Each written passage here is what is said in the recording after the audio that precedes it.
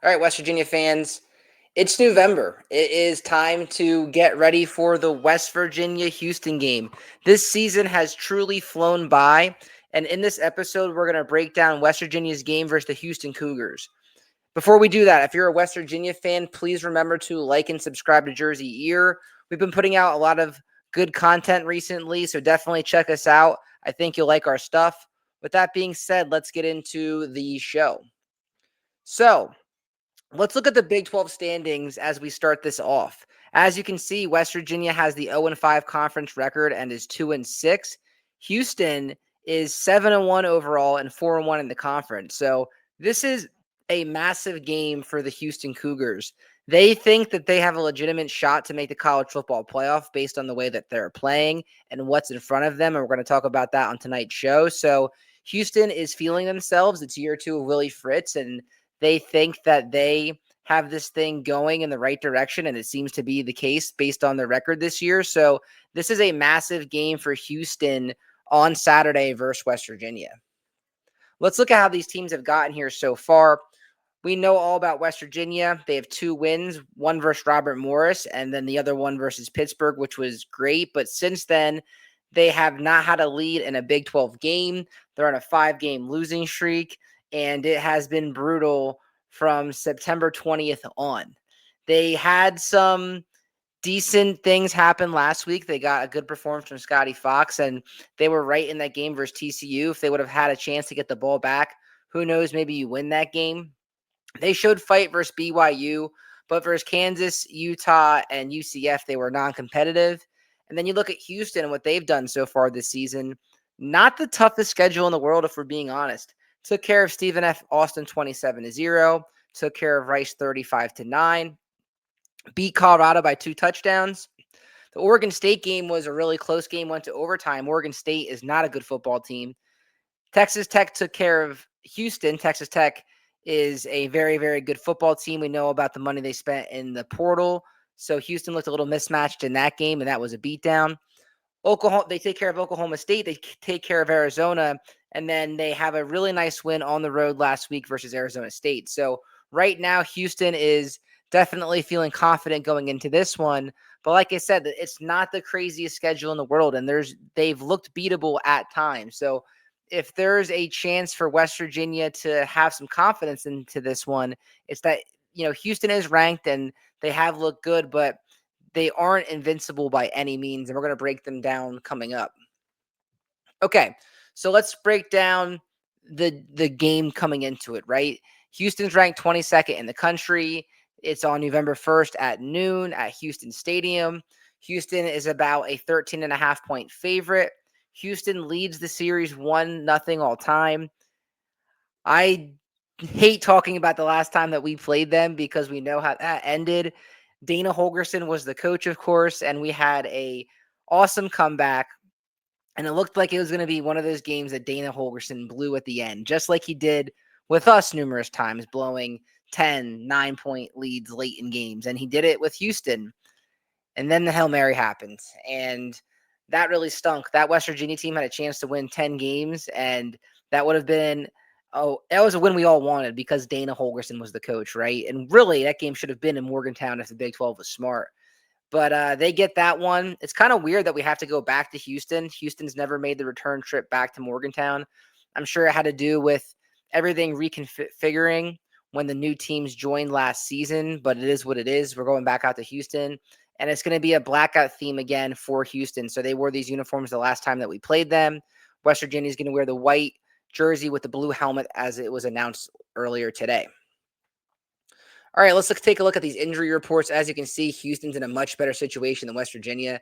I don't know many teams that are in a similar situation as far as injuries go as bad as West Virginia. It's been that bad. We obviously know about the attrition on West Virginia's side.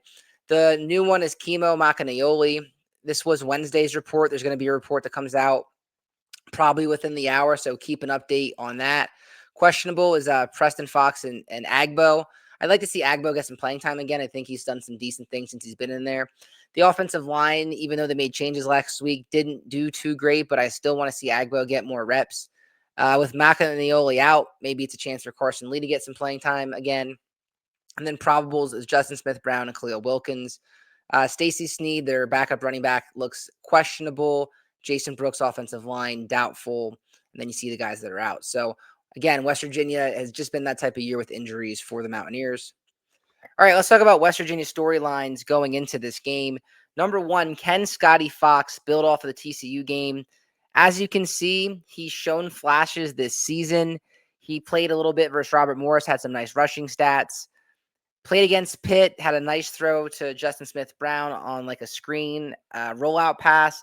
But after that, threw 2 interceptions, almost gave Pitt the game. Really tough spot to put a true freshman in that scenario, coming cold off of the bench. Didn't play too much versus Utah. BYU had some flashes, and after the BYU game, I really opened up my eyes to this kid, and I thought that he showed a lot of playmaking ability and showed a way to get big plays going and spark the offense. So I was excited about that. And I was calling for him to start the next start. He, of course, did versus UCF, and he did not look good in that game. Really, nobody looked good in that game versus UCF.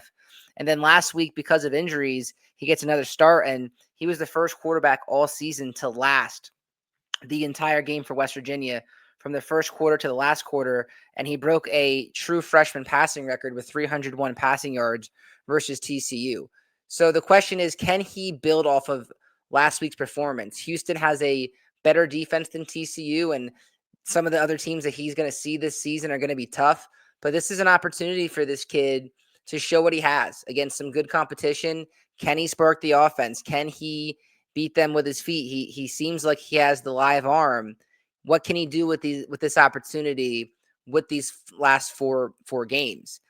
You know, the most likely scenario is West Virginia is probably still going to go into the transfer portal either way for a quarterback, but this kid has a chance to show us something and maybe change that narrative, maybe. So if he can continue to put up 300 passing yards, he's definitely going to make that conversation interesting. I actually have some sound from Rich Rodriguez, a video clip of his press conference talking about Scotty Fox in his last start. I'm going to show that now. You've been able to go back and watch the tape. What did Scotty Fox do well in that game against TCU that really kept you guys in it? I think he was accurate. I think his decision making was really good for the most part. I think he was seeing the field. He was getting rid of the ball quickly when he had to, and so there was a lot to grow off of. But there's also he's going to see something new every week.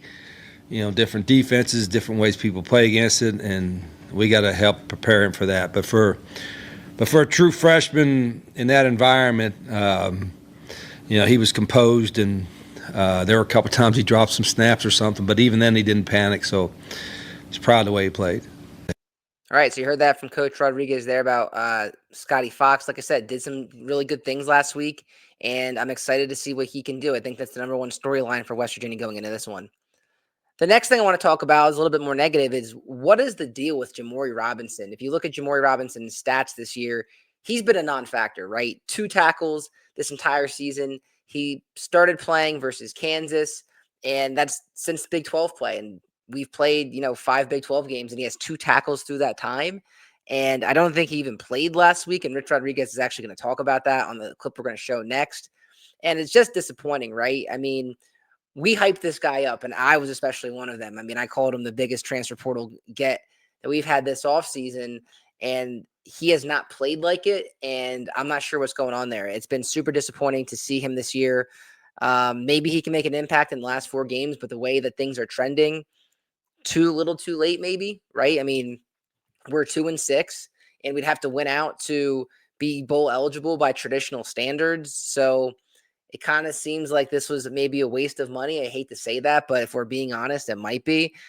Hear these comments by Rich Rodriguez talking about Jamori Robinson this week. I thought it was really, really interesting. Going on with Jamori Robinson in terms of what people can expect to see from him? Yeah, I think, and Jamori's the fan, I think there was so much hype with that I don't know if you could ever live up to a certain type of expectation. But last week wasn't a great week for him as far as preparation goes and some other stuff. Hopefully this week he'll be able to, be totally in on all of our preparation and can have a bigger role on Saturday.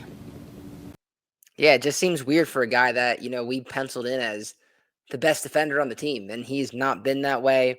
And for him to not even be in the game plan last week is just eyebrow raising.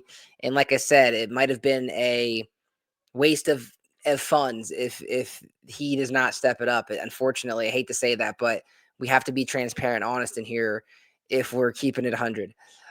Next, Curtis Jones at running back. This was another interesting thing that's come out of the news this week, is that they are using Bandit Curtis Jones in some possible running back packages, some situations they need the big back because obviously Ty Edwards isn't there. I'm not sure what the deal is with Jack Litch because he seemed like the bigger back, but Curtis Jones Jr. did play running back in high school and did some decent things. So it sounds like it's not out of the realm of possibility to see him play running back, and it just shows you how thin our room is. Before the season started, I had a video called the Stacked Running Back Room because I thought we had 5 or 6 guys deep, and with all the injuries and guys not being eligible in general that never made it to the field, we are very thin at that position. So this just shows how desperate we are to have your Bandit play running back. Listen to what Rich Rodriguez said about possibly using Curtis Jones this week at running back for West Virginia. I think Curtis Jones maybe could help you in short yardage situations as running back. How problematic is that for a guy who hadn't really played there? Yeah, that was the reason I didn't, we thought about doing him in the last game because he's a bigger guy. But we hadn't given him enough reps in practice for me to be totally comfortable with that. He'll get more reps in practice this week at running back to try to help that situation. Shown you anything in practice? Yeah, we just haven't been live with him, and so he's playing a lot on defense and special teams. But today, for instance, he'll get more reps today at running back than he had last week for sure. Again, just a really interesting season, to put it lightly. It's just been there's so many storylines that come out of these press conferences that who saw the season going this way, right? With Jamori Robinson having 2 tackles with a month left in the season. You got Curtis Jones Jr. playing snaps at running back. Your leading rusher to this point, I think, is Khalil Wilkins, who's a 3rd or 4th string quarterback. It just it's been the weirdest season I can remember as a West Virginia fan covering this stuff. Speaking of that, can the West Virginia run game get going? That's the last storyline I have for West Virginia coming into the week. As you can see, Khalil Wilkins right now is the leading rusher for the West Virginia Mountaineers. If you would have told me that before the season, I would have said you need to get your head examined, right? Because who has that? You would have said, Jaheim White or Ty Edwards or something, not this. So it just goes to show you how ineffective the running game has been. And honestly, a lot of it is not the fault of the running backs. It's more on the fault of the offensive line. I think there was a crazy stat that came after, it was either the BYU game or the Utah game with Yor Hubbard, and his yards after contact were more than the yards that he had in the entire game, which is just very alarming. It should never be that bad. And we've seen it from game 1, when they couldn't get push against Robert Morris. And that's probably why this team has struggled so much offensively, is because there is no run game. And then you're constantly in 3rd and long and 4th and long situations, which you don't want to be in. And when they do get in 3rd and short and 4th and short situations, they can't get enough push to get that 1 yard. And it's just been abysmal running the ball. So can this team get it going? I don't know. Houston's a pretty good defensive team. We're going to talk about Houston moving forward on the show. All right, so let's talk about this trap game ? So if you remember back in September when West Virginia was getting ready to play Ohio, everyone was saying, is it a trap game? Is it not a trap game? There hasn't been too many trap games after that for West Virginia. There hasn't been us looking ahead too much. It's kind of just been what it is after that Pitt game. That's not the case for Houston. I think this could be a trap game for them because they're feeling good about themselves. They only have 1 loss to Texas Tech, and everything's still in front of them. And they got a national ranking next to their name. And they just had a very big emotional win versus Arizona State. Some backstory about that: Houston lost their strength and conditioning coach to cancer, and they've been playing for him, so they might be motivated for this one. But you just wonder how truly focused are they going to be on West Virginia? Or are they going to kind of look ahead to the rest of the schedule? I know UCF's not a juggernaut and things like that, but Houston might be looking ahead to the other games versus TCU, Baylor, and just I don't know, feeling overconfident in this one. It's college. You never know. This is the Big 12. Would it be that shocking if West Virginia came out and beat Houston this week? I don't think it'd be that shocking, truthfully, based on how Houston plays and knowing the history of the Big 12 and the wild things that happened last November. So keep an eye on this. Keep an eye on how Houston comes out in this game and what they look like going into Saturday. All right, let's talk about Houston's offense. So they're going to slow the game down and run clock. This game is going to be a quick one. That's what all the experts are saying, and all the podcasts I've listened to say that Houston likes to run the ball, run the clock, and then the game goes very quickly. So, that could be the case on Saturday. And I actually think that might play into West Virginia's favor is the game getting slowed down and having a chance in the fourth quarter. They're not an explosive offense, but they're an effective offense. They'll gash you. They'll get 4 or 5 yards a clip, and they'll keep doing that until they go down the field and score. So you're going to have to get some stops and some penetration and not let them do that to you on Saturday. They're averaging 380 yards per game, which is actually only 12th out of 16 teams in the Big 12. So like I said, not the most explosive offense in the world, but they are efficient, and they do have some nice pieces that we're going to get into now. All right, so let's start with Connor Wegman, a guy that came over from Texas A&M, 5-star recruit coming out of high school. I think he was the 9th overall transfer quarterback, according to 24/7 coming out of this one. Nice player, actually really dangerous with his feet around the red zone, has scored 8 touchdowns this year. You can see the numbers, nice interception to touchdown ratio with 12 touchdowns to 2 picks. He's been, everything that Houston wants for a guy that has experience, 5-star guy former 5-star guy that has got to change of scenery and has done done good things with his opportunity. So he's a nice player, and West Virginia is going to have to watch for him running the ball and throwing the ball on Saturday. All right, let's talk about Tanner Koziel coming over from Ball State. This guy's probably the best Big 12 tight end in the league. He's 6'7", caught 43 balls so far for 450 yards and 4 touchdowns. So this guy is a dynamic player. He was, before the season, I did the top 10 players on opposing teams, and this guy made the list, and he's lived up to those expectations and the hype for himself. And, we're going to read a lot of these Houston guys off, and a lot of them are transfers from different schools, and he's one of them, like I said, coming over from Ball State. So he's going to be one of the best offensive playmakers we see this whole season going against West Virginia. Then they have Amari Thomas, 30 balls caught, 535 yards, and 4 touchdowns, coming over from UAB. So we have former Blazer there. And then Dean Connors, 135 yards, 135 carries, 586 yards, 4 touchdowns. Averages 4.3 yards a carry, which isn't going to blow you away, but he is effective. He's coming over from the Rice Owls. So those are the offensive playmakers. Where they really make their money and why they're a really good football team is their defense. Start with Eddie Walls. He comes over from FIU, has 32 tackles this year and 5.5 sacks. So that 5.5 sacks is a good number for that position. Brandon Mack, 20 tackles, 4 sacks, and 1 forced fumble. He comes over from Ole Miss in 2020 and 2022. So he's been with the program for a little bit with Houston. And then Mark Stampley, a guy coming over from Georgia Southern, was pretty sought after in the transfer portal. 13 solo tackles, 1 interception, and 3 pass deflections. A nice guy in the Houston secondary. They also have Jalen Gardner, who's been with the program for a while. 53 tackles, 2 sacks, and 2 forced fumbles. You see Latrell McCutcheon, a guy that's played at Oklahoma and USC and then came over to Houston, I believe, 2 years ago.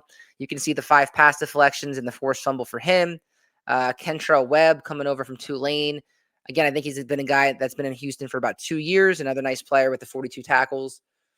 And then we have Rook Brown, a guy that's coming over from Wyoming, who is a really good tackler, has 33 tackles this year with 2.5 sacks and an interception. So he has a nice stat line. And then Carlos Allen, a athletic guy up front with 50 tackles, 1 sack and a forced fumble on the defensive tackle. So their defense, like I said, is super impressive. They're a sound football team. They're a good football team, and it'll be a challenge for West Virginia on Saturday. Again, my final thoughts, bigger test for Scotty Fox this week. We mentioned that. I think each week it might get a little bit tougher besides the Colorado game next week. But, you look at this game, Arizona State, and then Texas Tech, which is like the final exam at the end for him. And Texas Tech obviously is loaded on defense, but hopefully this kid can still continue to build confidence for himself and make a name for himself in that quarterback competition that's starting right now. Like I said, there's a good chance they're still going to bring a transfer quarterback in, but he gets the first stab at it now. It's another opportunity for guys to make an impression for 2026. Let's face it, there's not much to play for this year. If you win out, you can make a bowl game, but how realistic is that? But we just want to see improvement. We want to see some signature wins here. You have a chance to get one on Saturday, right? You have a chance to beat a ranked team, Houston on the road. Can you do it? Can you play like you did against TCU and have the ball bounce your way and give yourself a shot? That's what we're all hoping for. And then that's like my next point. WVU can have a shot if they play like they did last week. If you do that, ball bounces your way. It's the Big 12. You never know.